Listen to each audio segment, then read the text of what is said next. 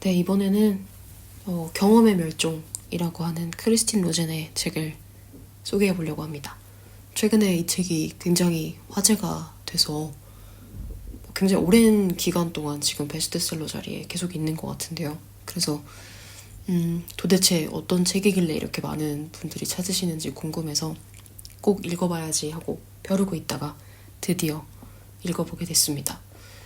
책 전반에 대한 만족도는 기대치가 높아서 그랬는지 모르겠지만 아주 막 5점 만점을 주고 싶은 책은 아니에요. 그러니까 조금 더 그 책에서 들었던 사례라던가 이런 디테일한 내용들이 조금 더 좀 잘 정리된 버전으로 존재한다면 더 좋았을 텐데라는 아쉬움이 있는 책이긴 한데, 그럼에도 불구하고 어쨌든 책 안에서 건져 올릴 수 있는 문장들이 또 와닿는 것들이 굉장히 많아서 그런 내용들을 좀 위주로 소개를 해보려고 합니다. 우선 이 책은 경험의 멸종이라는 제목에서도 유추할 수 있듯이 지금 현대를 살아가는 우리에게 경험이라고 하는 것들이 왜 점점 줄어들고 있는가 라고 하는 이유를 설명하기 위해서 가장 먼저 그 기본 재료로서 기술에 대한 이야기를 먼저 합니다.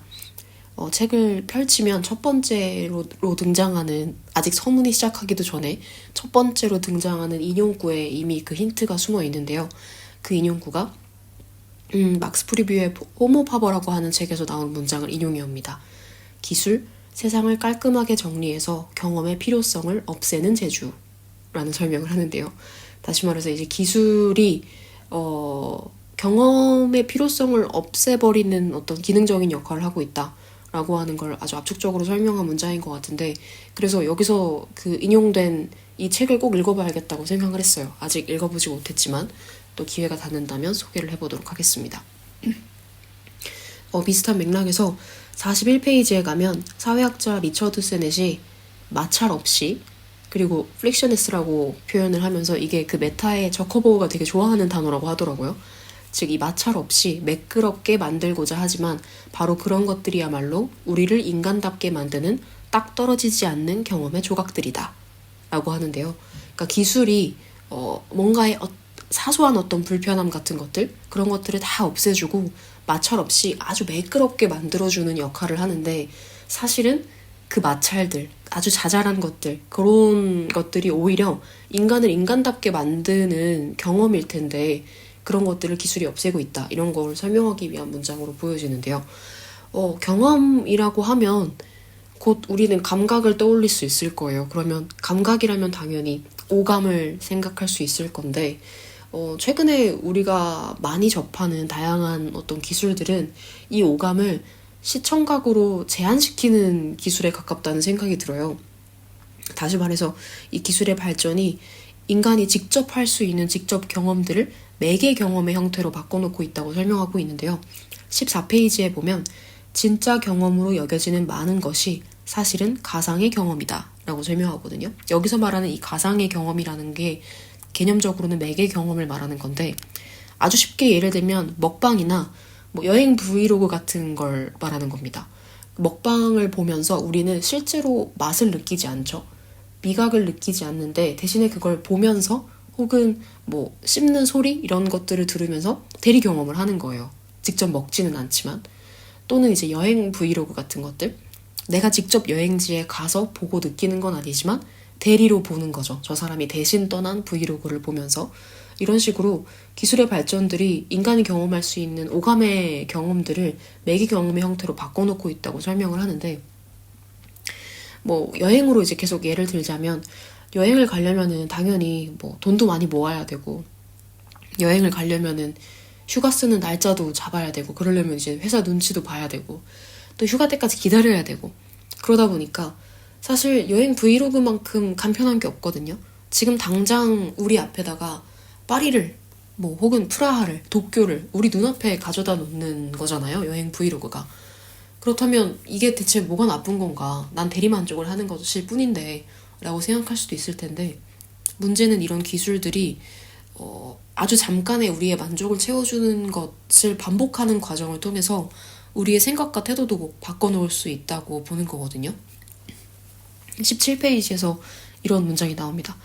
새로운 도구들은 점점 더 많은 것을 해결해야 할 문제로 보게 한다. 줄서기, 손글씨, 원격학습, 길찾기, 권태 등을 말이다.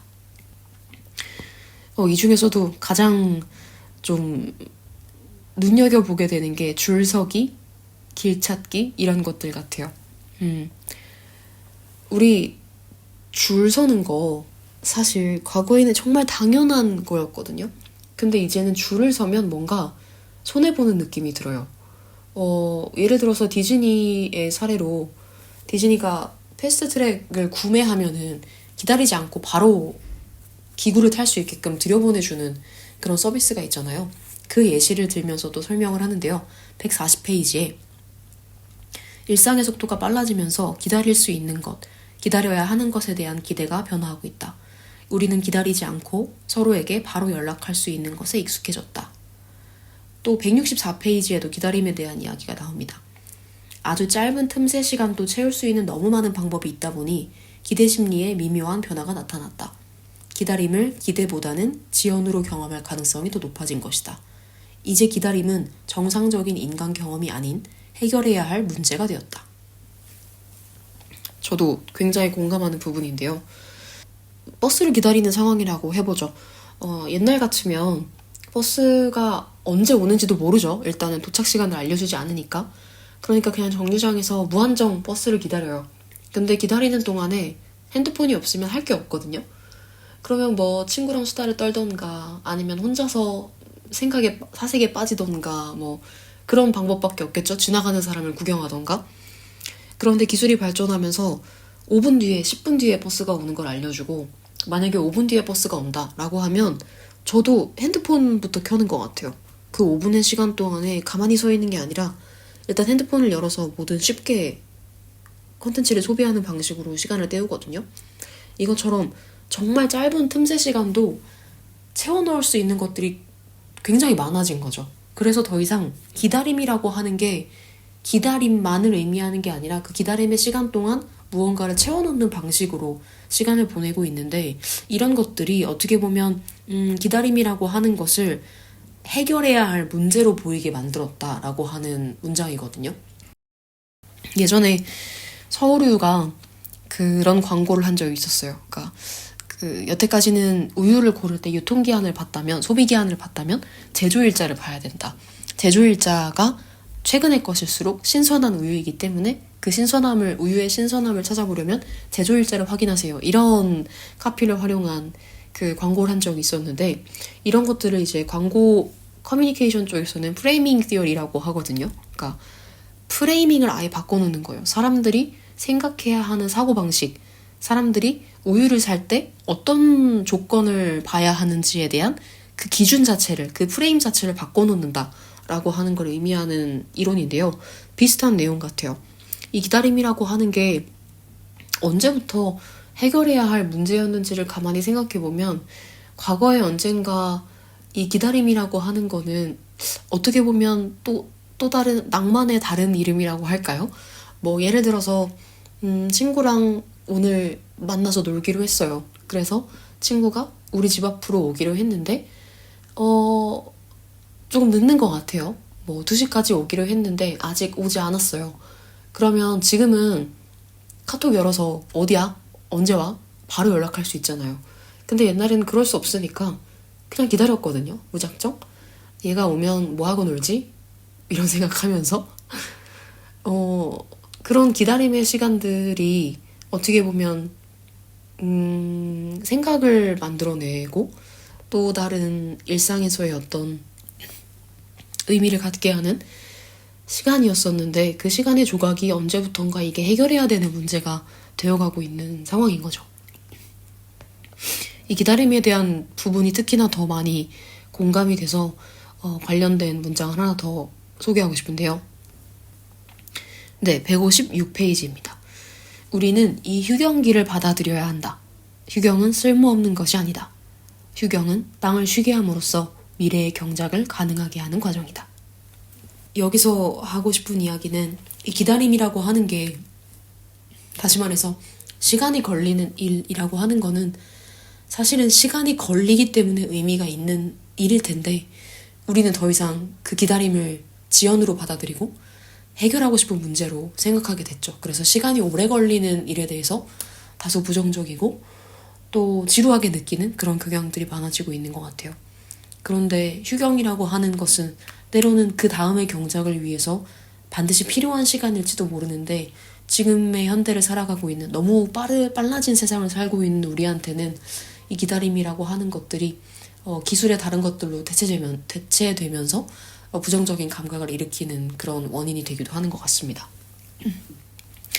기다림이라고 하는 걸 가지고 계속 이야기를 나눴지만 어쨌든 책 전반에 걸쳐서 이 기술의 발전으로 인해서 사람들의 사고방식이나 태도의 변화들 이런 것들이 사람들이 직접 경험할 수 있는 이 직접 경험의 자리에 매개 경험이 대신하게 되는 이 상황들을 사람들이 굉장히 자연스럽게 받아들이고 있는 상태다라고 설명을 하고 있는데 뭐 이런 사례들을 들어보면 나는 아닌데? 나는 그 정도는 아니야. 뭐 이렇게 생각할 수도 있을 것 같아요. 그런데 좀 나는 아니야 라고 생각하기에 정말 힘든 이렇게 콕 찍어주는 사례가 하나 있어서 소개하고 싶은데요. 33페이지에 부재의 현존이라고 하면서 물리적으로는 공간에 존재하지만 정신적으로나 감정적으로는 그 공간에 집중하지 못하는 상태라고 하는 단어를 소개합니다. 제가 최근에 그 김민철 작가가 쓴 책을 소개하는 북토크를 참석한 적이 있었는데요. 그 북토크에서 김민철 작가가 그 본인의 남편분과 함께 여행지에 놀러 갔다가 어떤 한 사람을 보게 됐는데 그 사람이 그 여행지를 핸드폰으로 이렇게 막 촬영을 하고 있었나 봐요.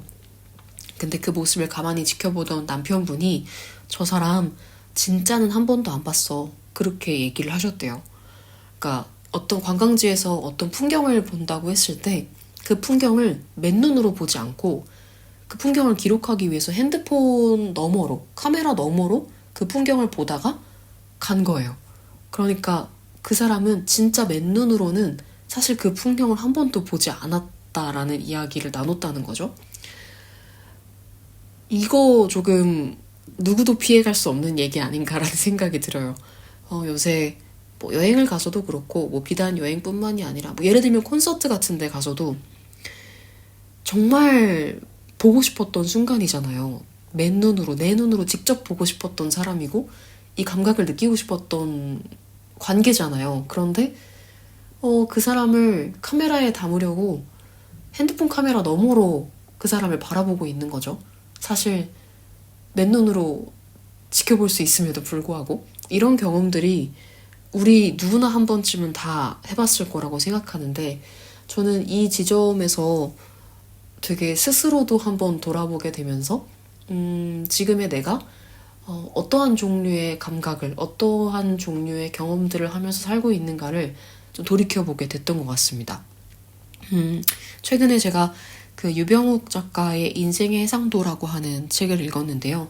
이 책에서 이야기하는 바는 인생에 있어서 해상도를 높이는 것이 필요하다. 해상도를 높인 시선으로 일상을 바라볼 때 그 일상의 의미가 더 두터워지고 풍부해진다. 이런 이야기들을 크게 다루고 있는 책이거든요.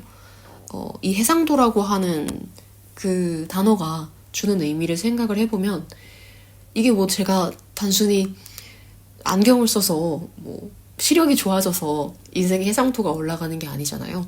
제가 어떤 대상을 바라보고자 할 때, 어떤 풍경을 바라보고자 할 때, 그때 내가 어떤 태도로 임하고 있느냐, 내가 이 대상을 얼마나 정확하게, 더 디테일하게 들여다보고 싶은 마음을 가지고 있느냐에 따라서 사실 바라보게 되는 그 대상에 대한 이해도도 높아지고 해상도가 높아질 수밖에 없다고 생각을 하는데 결국엔 여기서 말하는 이 해상도라고 하는 거는 개인의 의지와 마음과 태도에 달려있는 문제인 것 같아요. 그렇다고 했을 때 지금 우리가 이 기술의 발전들로 인해서 내가 직접 할 수 있는 경험들의 다수를 매개된 경험으로 전환하는 그 이유 역시 결국 그 안에는 우리의 의지와 태도가 영향을 미칠 수밖에 없다는 생각이 들거든요. 마지막으로 한 문장을 더 인용을 해오고 싶은데요. 203페이지입니다. 우리는 이미 페이스북에 우리의 기억을 구글에 우리의 호기심을, 휴대전화에 내장된 GPS에 우리의 방향 감각을 아웃소싱하고 있다. 라는 문장입니다. 아까 우리가 계속 이야기했던 그 매개 경험이라고 하는 부분을 아주 적확하게 예시로 들어주는 문장이라는 생각이 드는데요. 저는 이 뒤에 한 문장을 더 붙여도 좋을 것 같아요. 이제는 우리가 AI한테 생각하는 법까지도 아웃소싱하고 있잖아요. 그렇다고 하면 과연 인간인 우리는 뭘 하고 있는가라는 질문이 떠오를 수밖에 없는 문장이었거든요.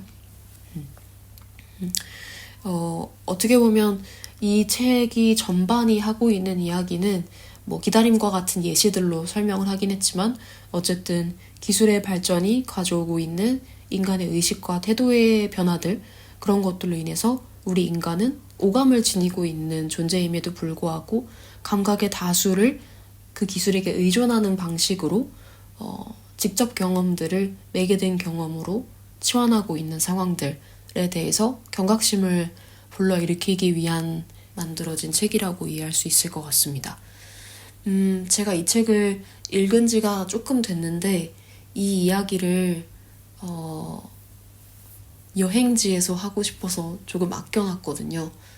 제가 지금 여행지에 와 있는데 여행지에서 만나는 풍경들은 사실 이 여행지도 여기에 사는 분들한테는 일상이잖아요. 그런데 그분들의 눈에는 평범한 일상처럼 보이는 풍경이 왜 여행자인 제 눈에는 그 모든 것들이 다 신기하고 새롭고 막 간판들도 너무 미적으로 아름답고 이렇게 보이는가라고 하면 제가 여행자의 태도를 지니고 그 공간을 바라보고 있기 때문이라는 생각이 들거든요.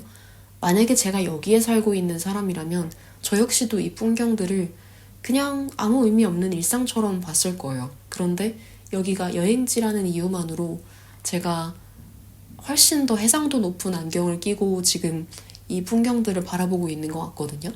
그렇다고 한다면 결국 우리의 경험들을, 우리의 감각들을 풍부하게 만드는 것은 내가 어떤 태도로, 어떤 해상도로, 어떤 의식으로 이 존재들을 바라보고 싶어 하는가, 경험하고 싶어 하는가 라고 하는 데서 기인한다는 그런 느낌이 듭니다. 그래서 이 감각들을 조금 더 풍부하게 느끼는 여행지에서 이 책을 리뷰한다면은 훨씬 더 솔직한 이야기들을 할 수 있지 않을까 싶어서 아껴놨다가 오늘 이렇게 소개를 해보게 됐습니다. 아까 앞에서 잠깐 이야기했었지만 이 책에서 인용해오는 그 사례들이나 책들 중에 굉장히 흥미로운 것들이 많아서 또 한번 찾아보고 이어서 소개하고 싶은 책들이 있으면 다시 한번 들고 오도록 하겠습니다. 그러면 오늘은 여기서 마치도록 하겠습니다.